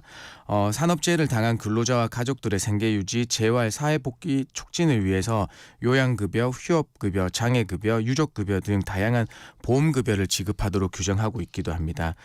산재보험은요. 근로자 1인 이상 사업장에서 근로자가 일을 하거나 다쳤다면 그리고 또 질병에 걸렸다고 하면 국가가 지급해주는 사회보험이라서 그 보험료를 사업자가 전액 부담하고 있습니다. 이 보험은 업무 관련성이 있는지 여부에 따라 보상이 되는 무과실 책임의 원칙이 적용되는 것이거든요. 그래서 근로자의 과실 유무에 따라 보험급여가 변동이 있는 것은 아닙니다. 그러면은 일하다 다칠 경우에는 무조건 보상받을 수 있다. 그건 아닌 거죠? 네, 맞습니다. 그렇진 않고요. 4일 이상 요양이 필요한 경우 산재 신청을 할 수 있습니다. 여기서 4일 이상 요양은요. 재해일로부터 연속적으로 4일 이상 요양을 해야 한다는 의미가 아니고요. 치료는 단 1회에 불과하더라도 의학적 소견상 그 치유 기간이 4일 이상이면 된다는 의미입니다. 5인 미만 사업장에서 일하시는 분들 가운데서는 노동권을 보장받지 못하는 경우가 많잖아요. 그런데 이 산재보험은 모든 사업장에 다 적용이 되는 건가요? 네, 맞습니다. 대한민국 모든 사업장은 산재법의 적용을 받는 것으로 정하고 있습니다. 그래서 근로자라면 모두 적용을 받을 수 있고요. 또한 특수 형태 종사자도 적용 대상이 되겠습니다. 다만 우리 농업이나 임업, 그다음에 수렵업 중에서 법인 아닌 사업자로 상시 근로자가 5명 미만이거나 공무원 재해보상법, 선언법 등에서 별도로 법에 따라 재해보상이 되는 사업은 예외로서 제외되겠습니다. 오늘 라디오 생존백서 코너에서는 산재보험 적용 범위와 함께 폭염으로 인한 온열 질환도 산업재해로 인정받을 수 있는지 이야기 나눠보고자 합니다. 산재 신청을 받아주면 보험료가 올라간다 이렇게 알고 계신 분들이 많더라고요. 네. 근데 실제 기업에서 이런 이유로 산재 신청을 꺼린다고 하던데요. 이게 맞는 말인가요? 아니요, 틀린 말입니다. 사실 이제 30인 미만 사업장에서는요. 산재가 승인되더라도 보험료가 올라가지 않고요. 더더군다나 30인 이상 사업장이라고 하더라도 지난 3년간 납부한 산재 보험료 대비 산재 보상금의 비율이 85% 이하인 경우에 그는 동결되거나 인하되는 시스템이고요. 그다음에 85%를 초과하는 경우에만 보험료가 인상될 수 있습니다. 한 가지 더 말씀드리면 이 산재 신청은 회사의 승인이 필요하지 않는 사안이거든요. 그래서 근로자가 일하거나 다치거나 뭐 질병이 들었다고 하면 근로자분이 직접 근로복지공단에 산재 신청을 할 수 있습니다. 네. 그럼 산재 승인을 받게 되면 어떤 보상을 받을 수 있는 거예요? 크게 일반적으로 우리가 요양급여와 휴업급여, 장애급여 및 뭐 재해자 사망했을 시에는 유족급여와 장의비를 받으실 수 있어요. 요양급여는 산재 사고로 인해서 지출한 병원비에 대해서 급여를 지급해 주는 것이고요. 그러니까 자비로 부담했을 때는 관할 지사에 요양비 청구서를 제출하면 되고, 만약에 사업주가 부담했을 경우들이 있어요. 그때는 보험급여 대체 청구서를 근로복지공단에 제출해서 사업주가 그 금액을 받을 수 있습니다. 휴업급여는 취업하지 못한 기간에 대해서 일일 평균 임금의 70%에 해당하는 금액을 요양 일수만큼 받게 되는 거고요. 뭐 크게 다쳐서 치유는 되었으나 신체에 장애가 남은 경우가 있을 수 있거든요. 그때는 정해진 등급에 따라 지급되는 장애급여도 있고요. 사망 시에는 장례비와 유족에 의해 지급되는 유족급여가 있습니다. 만약에 산업재해를 당해서 회사에 못 나가게 될 상황이라면 별도로 휴직 신청을 해야 하는 걸까요? 산재 신청을 하게 되면요, 그 산재 요양 기간과 그 후 30일은 절대 해고를 금지하도록 하는 절대 해고 금지 기간을 두고 있습니다. 그래서 산재가 승인되면 회사에서 자동으로 휴직 처리되고요. 그다음에 요양 기간이 종료되면 그 사실을 근로자가 알려주어서 복직에 차질 없도록 하시면 되겠습니다. 또한 이때는 회사에서는 급여 부담이 없게 되는 거니까 산재보험에서 평균 임금의 70%를 지급하게 되겠습니다. 그럼 거기서의 평균 임금은 어떻게 계산되나요? 네, 요거는 퇴직금 계산할 때하고 동일합니다. 산정 사유 발생 이전 3개월간 받은 임금 총액을 그 기간의 총일수로 나누어 산정하게 되는데요. 사유 발생일에 따라서 그 기간의 일수가 최소 89일부터 92일까지 나오게 됩니다. 다만 일용직 근로자 같은 경우에는 근로 형태가 특이하기 때문에 법상 평균임금 아까처럼 방법으로 적용하는 것이 적당하지 않다고 인정되기 때문에 일당의 통상 근로개수 0.73을 곱한 평균임금을 산정하게 됩니다. 쉽게 말씀드려서 재해를 입은 일용직 근로자의 평균임금은 일당의 73%가 적용된다고 알고 계시면 되겠습니다. 최근 노동부가 유튜브 채널 스텝을 프리랜서가 아닌 근로자로 인정해서 산재를 승인해주는 일이 있었는데요. 굉장히 의미 있는 판단이다, 이런 평가가 나오기도 했는데 어떤 사건인지 좀 얘기해 주세요. 네, 맞습니다. 이건 한 유명 유튜버가 지난해 12월 온라인 채용 공고를 통해서 A씨를 자신의 유튜브 채널 매니저 겸 기획자로 채용한 건이거든요. 그래서 야외 방송을 하다가 이 A씨가 스키 시범을 보이다가 허리를 다쳐서 전치 6주의 흉추 압발 골절 진단을 받았다고 해요. 그러다가 결국 어쩔 수 없이 1월 퇴사했다고 하는데요. 그때 사고가 발생했을 때 당시만 해도 유튜브 분이 일단은 산재는 당연히 적용해준다. 일단 직원이니까 당연히 끝까지 책임져 줄게 라고 말씀하셨지만 막상 산재 처리를 요구하니까 프리랜서 계약을 했기 때문에 산재 처리를 해줄 수 없다는 입장을 보였다고 해요. 그래서 이분이 결국에는 노동청에 진정을 제기하게 되었고 결국에는 이 근로조성을 인정받게 됨으로써 산재 처리를 받게 된 사안입니다. 네, 유튜브 채널에 고용된 사람을 노동자로 판단한 건 이번이 처음이라고 하더라고요. 네. 그럼 피해자는 이제 치료만 열심히 받으면 되는 거예요? 네, 맞습니다. 산재가 맞다는 걸 확인받았다는 거는 우선 첫 고개를 넘으신 거여서 해당 보험급여를 받기 위한 신청들을 해주셔야 돼요. 우선은 산재 승인 시점 이전 기간에 병원 치료비를 직접 납부하셨다고 하면 요양비를 청구해 주셔야 되고요. 요양 승인된 기간에 간병인이나 가족이 간병을 했다면 간병료를 청구해 주시면 되고 일하지 못한 기간에 대한 보상금은 휴업급여로 신청해 주셔야 합니다. 그래서 여기서 유의하실 점이 있는데요. 일단은 산재 신청 후에 승인되기까지 기간이 오래 걸릴 수 있습니다. 네. 그래서 이 승인 전의 기간 내에 병원 치료 내역이 없으면 휴업급여가 지급되지 않는 게 원칙이거든요. 그래서 조금 병원 치료를 꾸준히 받으실 필요가 있겠습니다. 그런데 꼭 근로자가 아니더라도 산재보험에 가입할 수 있다면서요? 네, 맞습니다. 이 산재보험 적용 대상 직종은 꾸준히 확대되어 오고 있습니다. 탁송기사, 대리주차원, 관광통영안내원, 어린이 통학버스 기사, 뭐 건설 현장 화물차주를 비롯해서 모든 일반 화물차주도 산재보험의 보호를 받게 되어 있습니다. 그리고 또한 작년 7월부터는요. 이 산재보험의 전속성 요건도 폐지됐습니다. 원래 산재보험에서는 특정한 하나의 업체에 대해서만 노무를 제공해야 된다는 전속성 요건이 있었는데요. 지금 특수형태 종사자분들이나 플랫폼 종사자들 같은 경우에는 여러 업체들에서 일하실 수 있잖아요. 그래서 여러 업체에서 일하시다가는 전속성 요건이 있을 때는 이 산재가 처리되지 않는 한계에 있었는데 이것을 폐지해서 이 사각지대를 해소해 주었습니다.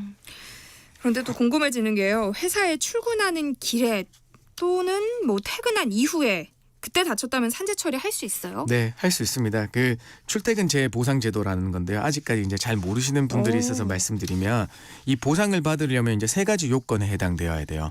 첫 번째는 출퇴근 중에 발생한 사고여야 하고요. 두 번째는 통상적인 경로와 방법으로 이동 중에 발생한 사고여야 하고 세 번째는 경로의 이탈 또는 중단이 없어야 됩니다. 그래서 출퇴근을 위해서 이동 중에 개인적인 이유로 경로를 벗어나거나 멈춘 경우에는 출퇴근 재해로 인정되지 않아요. 네. 근데 특이한 경우는 통상적인 경로로 이동하다가 잠깐 저녁 준비를 위해서 이 경로를 이탈해서 장을 보러 갔다가 발생한 재해는 출퇴근 산재로 해당됩니다. 네. 그래서 이제 덧붙여서 출퇴근 재해가 승인된다고 해서 보험료 증감이나 이런 회사에 대한 불이익은 전혀 발생하지 않습니다. 그러니까 보통 출퇴근 시간에 발생하는 재해라고 하면 교통사고가 좀 큰 비중을 차지할 것 같은데요.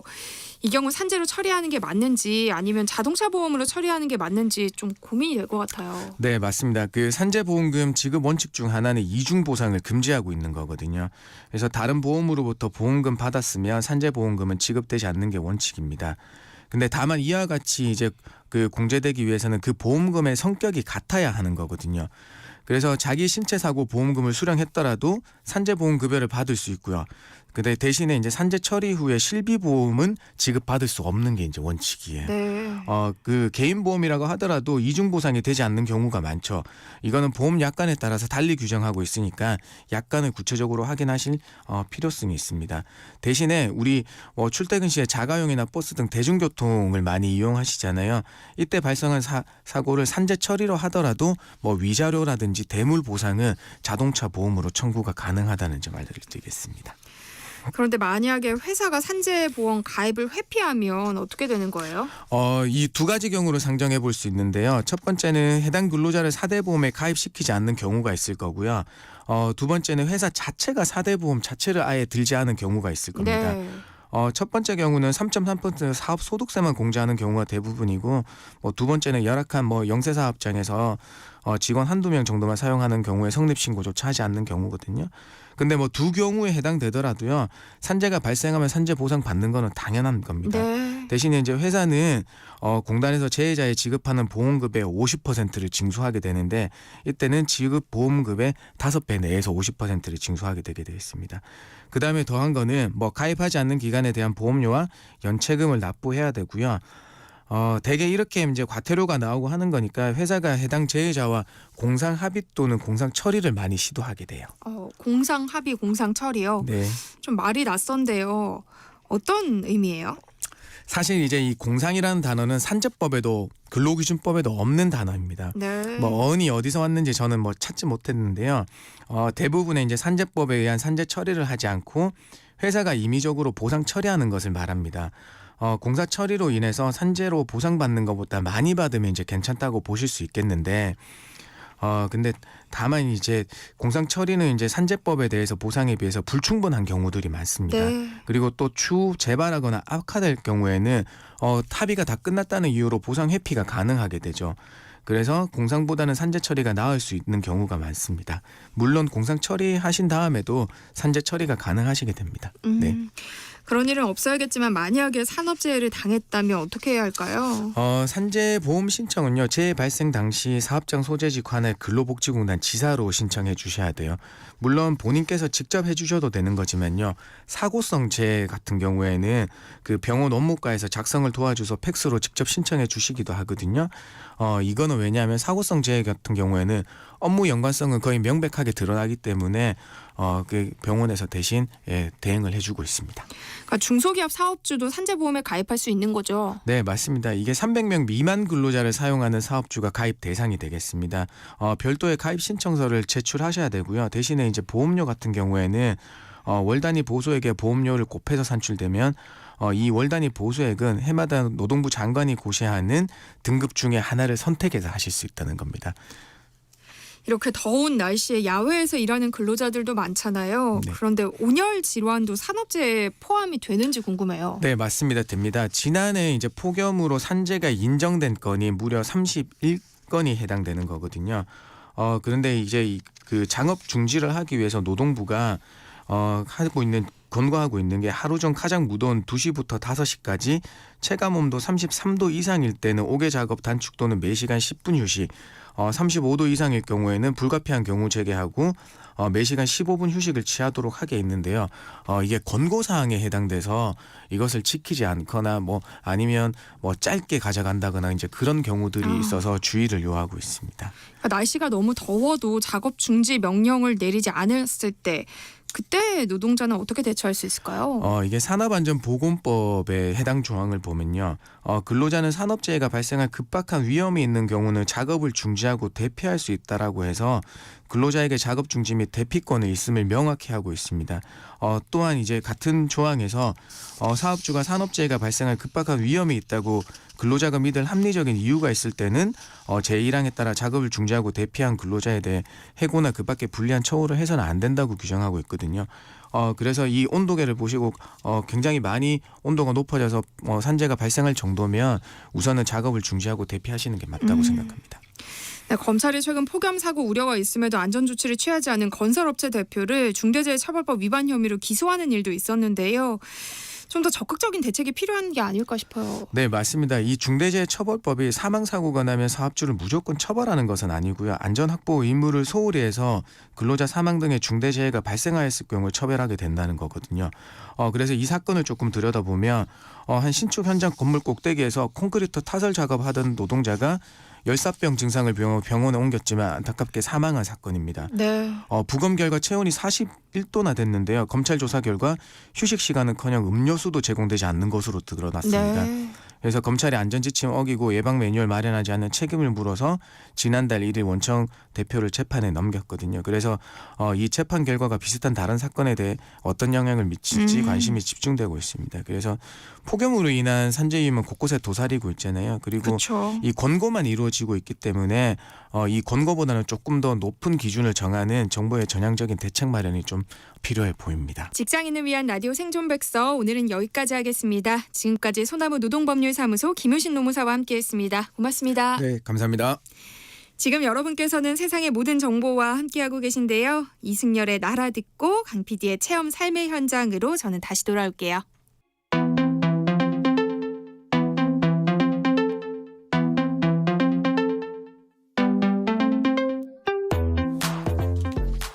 네, 매주 수요일 세무정 담당 PD가 직접 체험한 세상의 모든 트렌드를 알려드립니다. 강소연 PD와 함께합니다. 어서 오세요. 네, 안녕하세요. 오늘 주제는 보통 동묘 앞으로 대표되는 구제, 빈티지네요. 네, 지난주 저희 주하영 PD가 등판하고 많은 분들이 환호하는 걸 저희 밖에서 목격을 했는데요. 제가 이 코너를 시작한 이후로 경험해본 적이 없는 환영이어서 많은 위협을 느꼈습니다. 그래서 제가 앞으로 더 열심히 해야겠다라는 걸 느끼는 계기가 됐고 네. 그 하영 PD가 지난주에 레트로랑 빈티지 얘기를 해서 저도 그 흐름을 이어받아서 그 얘기를 좀 이어가 보려고 합니다. 요즘 주변 보시면 정말로 그 구제랑 빈티지 패션이 세대를 막론하고 화제가 되고 있는데요. 네. 이 흐름의 시작을 생각해 보면 동묘 앞 벼룩시장이라는 생각이 들어요. 거기는 정말 구제 빈티지 현장 그 자체라고 해도 과언이 아닌데요. 그 동묘가 핫플레이스가 된 건 제가 기억하기로 그 처음은 2013년도 무한도전이었어요. 그 무한가요제 출연 당시에 가수 지드래곤 씨랑 정영돈 씨가 거기를 방문을 해서 무대 의상을 고르는 좀 유쾌한 에피소드가 있는데 그때 정영돈 씨가 형은 내일이라도 의상을 준비할 수 있다. 3만 원만 가져와라. 거기 가서 잘 고르면 한 장에 2, 3천 원씩 무대 의상을 고를 수 있다 막 이런 얘기를 네, 했었어요. 맞아요. 그래서 거기서 뭐 삐딱하게 뮤비도 찍고 그랬던 기억이 나는데 그 이후로 젊은 친구들이 그 바이브 분위기를 체험하기 위해서 많이 찾았고 저도 그때 처음으로 가봤던 기억이 있어요. 그 동묘압역 3번 출구로 나와서 쭉 들어가다 보면 바닥에 옷무덤이 이렇게 쌓여 있는데 여기는 또 부르는 게 값입니다. 그래서 그 보물찾기 하듯이 여기서 뭐 1,000원, 2,000원짜리 옷들 찾아가시는 분들 많은데 옷뿐만이 아니라 오래된 CD나 그릇, 라디오, 온갖 골동품을 다 팔고 있어요. 근데 한 10년이 지났잖아요, 지금 벌써. 네. 근데 요즘은 이 구제 빈티지 시장이 핫해지면서 동묘가 아니라 성수동 그리고 백화점 이런 곳에서도 빈티지 매장을 찾아볼 수가 있고 네. 그런 곳에서도 빈티지 의류를 취급을 하고 있어요. 유명 빈티지 매장들은 또 곳곳에서 팝업 스토어를 열기도 해서 이 현상이 좀 신기하게 느껴지기도 해서 제가 직접 체험을 하러 다녀왔습니다. 옛날 것을 좋아한다는 점에서는 레트로 열풍과 또 비슷한 것 같기도 한데요. 얼마나 인기예요? 그 빈티지 매장이 백화점에도 들어설 정도니까 이걸 유행이라고 말할 수도 있을 것 같은데요. 온갖 트렌디한 것들이 들어선다는 그 더현대에도 유명 빈티지 샵이 팝업 스토어를 열기도 합니다. 그리고 또 성수동, 홍대, 망원동 이런 곳도 가보면 빈티지 매장들이 요즘에 곳곳에 보여요. 또 SNS에 온라인으로 판매하는 곳도 많이 있고요. 그 한 중고거래 업체가 발표한 자료에 따르면 전 세계 중고 의류 시장 규모는 지난해 1,970억 달러, 이게 한화로 262조였는데 네. 지금으로부터 4년 뒤인 2028년에는 3,500억 달러 규모로 성장할 거라고 예측을 했습니다. 이게 한화로 하면 483조억 원인데 이런 이유로 뭐 리바이스, 나이키, 롤렉스, 구찌 이런 우리가 아는 유명한 럭셔리 브랜드들도 요즘에 리세일 시장에 뛰어들고 있다고 해요. 이렇게 옛날 옷들, 중고 옷들이 많이 팔리는 이유가 뭘까요? 우선적으로 가격이 싼 게 큰 장점이 아닐까 싶은데 경기 불황이 오면 일단 중고 제품들이 잘 팔리게 됩니다.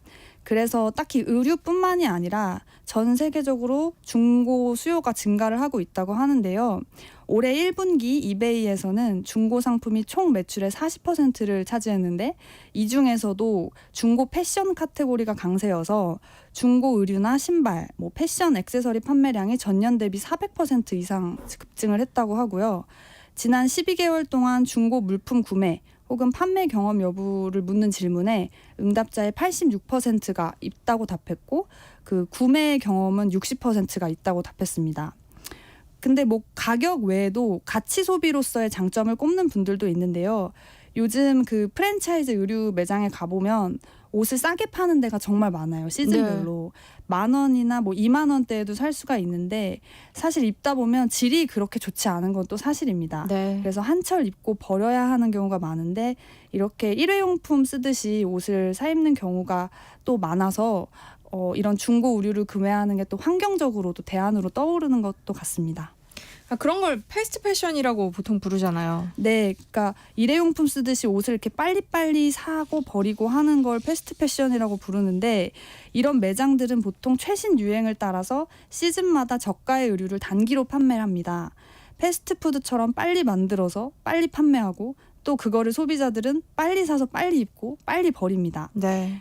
이렇게 매번 유행에 따라가려다 보면 이게 가격이 저렴해야 하는데 그러다 보면 또 이제 과생산이 일어날 수밖에 없고 뭐 그런 상황입니다. 가격이 중고 옷만큼 이렇게 싸다 보니까 구제 의류의 대척점에 있는 개념이라고도 할 수 있을 것 같은데요.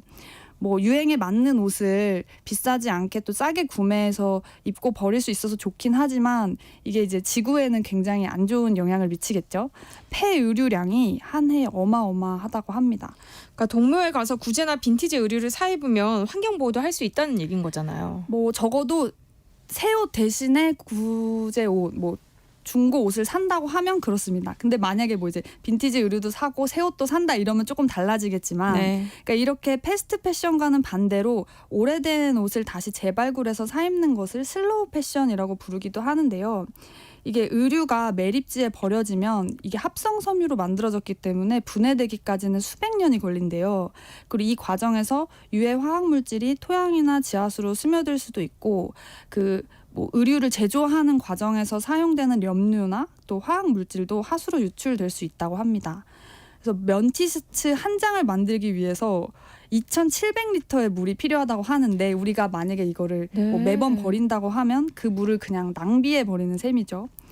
그린피스와 세계 패션기구에서 발표한 통계에 따르면 매년 약 800조 리터의 물이 의류 생산으로 사용되고 또 생산 과정에서 발생하는 쓰레기의 양이 약 9,200만 톤에 이른다고 하는데 이게 저는 상상이 안 가요. 얼마나 그러니까요. 많은 양인지도.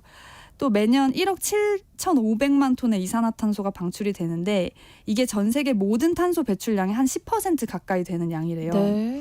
KBS 환경 스페셜 옷을 위한 지구는 없다 이런 그 방송이 있었는데 거기 보면 지구에서 한 해 동안 만들어지는 옷이 1,000억 벌에 이르며 3분의 1인 330억 벌이 버려진다고 합니다. 뭐 한국도 헌옷 수출량이 세계 5위라고 하고요. 그래서 이런 이유로 빈티지 옷을 입는 게 친환경적이고 또 지속 가능한 패션이라고 말할 수 있을 것 같습니다. 그런데 빈티지 매장을 가보면요. 생각보다는 또 그렇게 가격이 저렴하지는 않거든요. 중고 의류잖아요. 근데 왜 이렇게 비싼 거예요? 이게 빈티지와 구제의 차이가 좀 있는데요.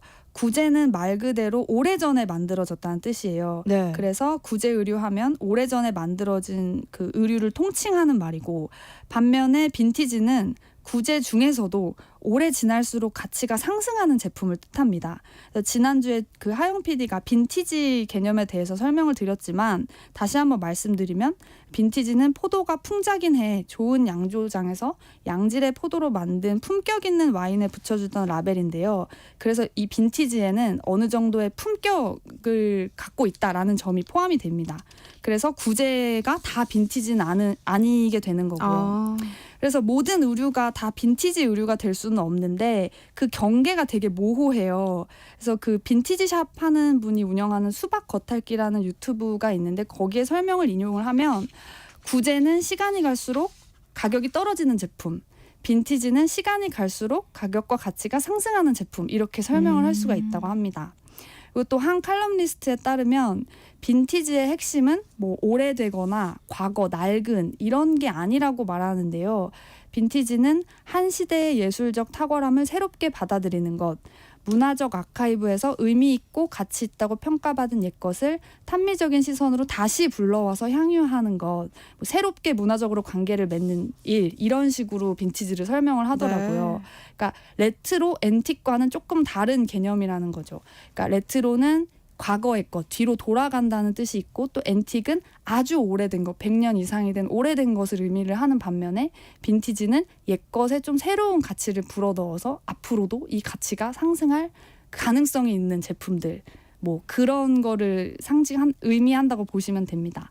그래서 이런 시각에서 보면 구제는 그냥 30년 이하의 과거의 모든 옷들이니까 한 거의 가격이 50% 이하로 싸다고 해요. 네. 근데 빈티지는 적어도 30년에서 99년 정도 시간이 뭔가 나이를 먹은 그런 제품들을 빈티지라고 하고 빈티지는 가격이 높습니다. 그리고 이게 또 보관도 또 잘 되어 있어야 하고 또 뭐 재단 방식이나 이런 것들이 요즘 옷과는 좀 다른 특징을 가지고 있어서 그 빈티지는 또 그런 또 성향을 가지고 있어서 좀 비싸고 네. 그리고 앤틱은 100년 이상 넘은 것 그래서 클래식이라고 부르는데 이것도 비싸겠죠. 저는 뭐 사본 적은 없지만 뭐 그래서 이제 뭐 구제와 빈티지, 앤틱 이런 개념으로 생각하시면 되고 그 차이는 뭐 시간이 지날수록 가치가 상승하는지 또 하락하는지 뭐 이렇게 생각하시면 될 것 같아요.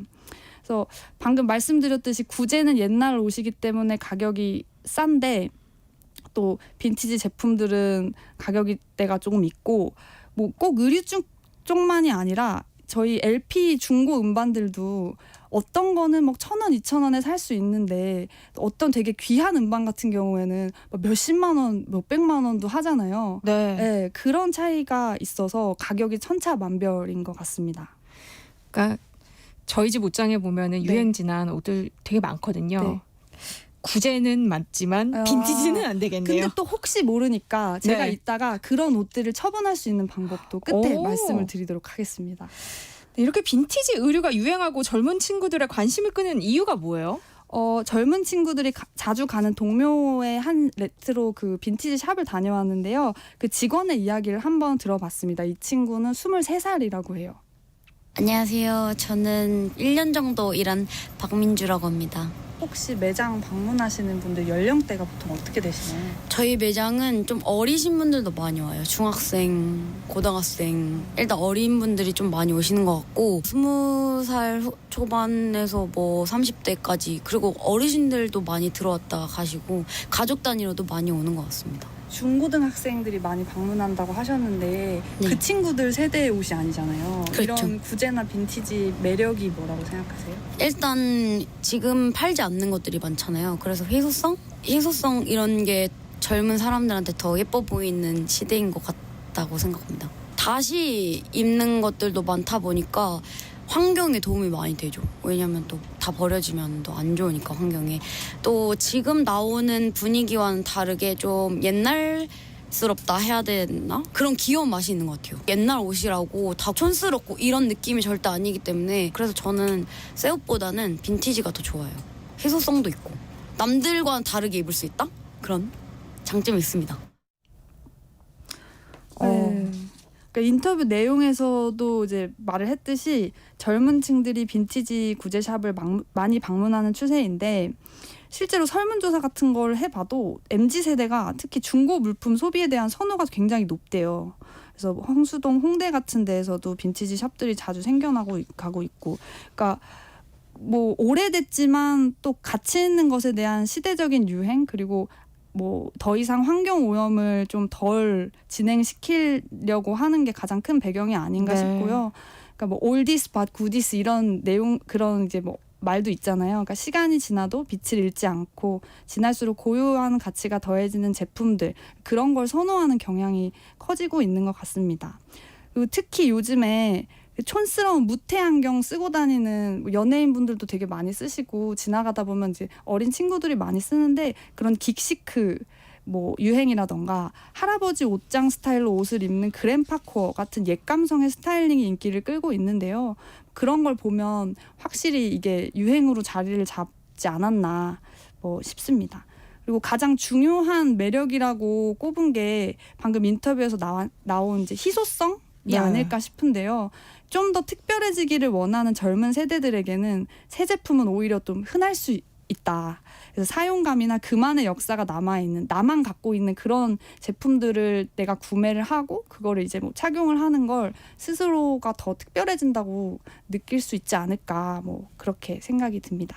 네, 동묘의 의류 말고도 다양한 옛 제품들을 팔기도 한다고요. 네, 맞습니다. 그릇도 있고요. 오래된 CD와 악기, 카메라 이런 것도 많이 있는데 원래 이름이 동묘 벼룩시장이라서 그런 것 같아요.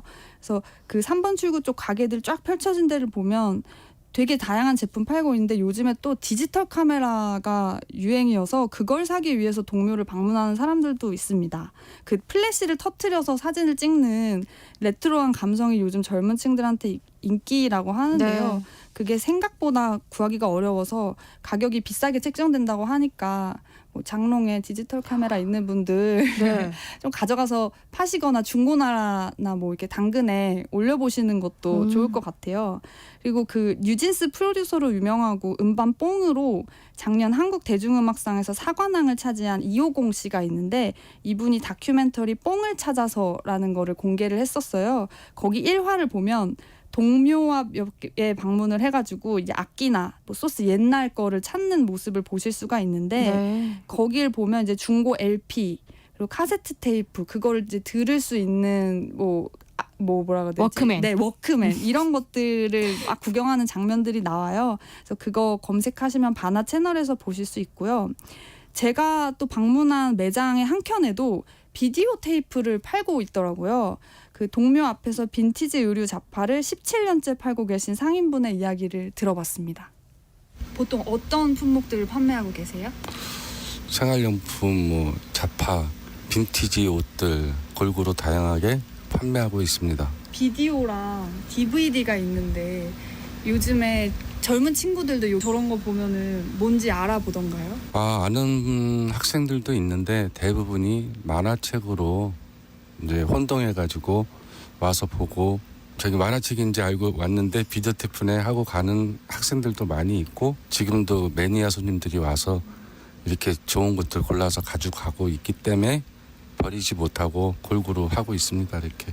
그렇게 젊은 친구들이 와서 이렇게 뭐 비디오 테이프나 막 이런 거에 관심 가지는 모습 보면은 어떤 마음이 드세요? 젊은 층에서 학생분들은 빈티지 옷도 많이 사가지만 제 가게 와서는 생소한 것이 많이 보이니까 저기서 사진도 많이 찍고 가고 재미있게 웃다가 막 가고 그래요. 너무 좋죠. 여기가. 동묘에 오면 꼭 체험해봤으면 좋겠다. 어느 골목은 갔으면 좋겠다. 뭐 이렇게 추천해줄 만한 듣고 계신 청취자분들한테 그런 공간이 있을까요?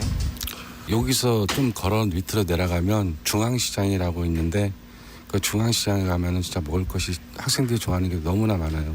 그 여기 바로 동묘에서 요 다리 향학교 바로 건너가면 곱창집이 유명해가지고 곱창집에서 손님들 많이 와요. 여기서는 곱창이 최고 메뉴라고 봐야죠. 네. 아니 근데 강세훈 PD가 워크맨 얘기 바로 못 나오는 거 보고 세대 차이 느꼈어요 지금. 근데 저도 워크맨 세대긴 한데 SES 테이프만 워크맨으로 듣고 자랐는데 그쵸. 이게 또 시간이 지나다 보니까 까먹었네요. 아니 그리고 좋아하는 가수 있으면 비디오 테이프 준비해놨다가 맞아요. TV에 나올 때 녹화 버튼 누르고 맞아요. 막 그랬잖아요. 근데 이런 중고 시장의 단점도 있겠죠? 네. 제가 또 다른 상점도 방문을 했었어요. 근데 인터뷰를 거절하셔서 육성으로 담아오진 못했는데 이런 문화 어떻게 보시냐라고 했더니 사실 자기는 한철 유행이라고 본다. 오래 가지 않을 거다. 그러니까 그런 얘기를 하시기도 하더라고요. 네. 그러니까 이런 중고 의류를 사는 걸 좀 또 한때 유행이나 패션처럼 여기는 현상도 있는 것 같아요. 그래서 뭐 그런 트렌드가 지나고 나면 또 사람들이 이런 구제 의류에 대한 또 관심을 뭐 저버리지 않을까 이렇게 걱정을 하시는 분들도 있었고요. 근데 그분의 이야기에 따르면 또 구제 시장의 원조는 종로 방산 시장이라고 합니다. 또 알려드리고 뭐 그래도 새 옷 사는 것보다는 낫겠지만 또 좀 다른 종류의 사는 옷을 그냥 사는 느낌으로 간다면 이게 뭐 트렌드가 오래 가지 않을 거다라는 그런 걱정이었던 것 같고 또 한편으로는 우리나라가 뭐 미국이나 일본에서 이런 구제 의류들을 들여온다고 하는데 그런 것들이 이제 운반되는 데 드는 환경적인 비용 같은 것도 뭐 적지 않을까 싶고요. 또 환불이 불가한 제품이나 가품 같은 경우도 많아서 그런 것도 조금 단점으로 꼽히긴 합니다. 네. 근데 요즘엔 꼭 오프라인 매장이나 동묘 같은 곳을 찾지 않고도 중고 의류를 사고 팔 수 있다면서요.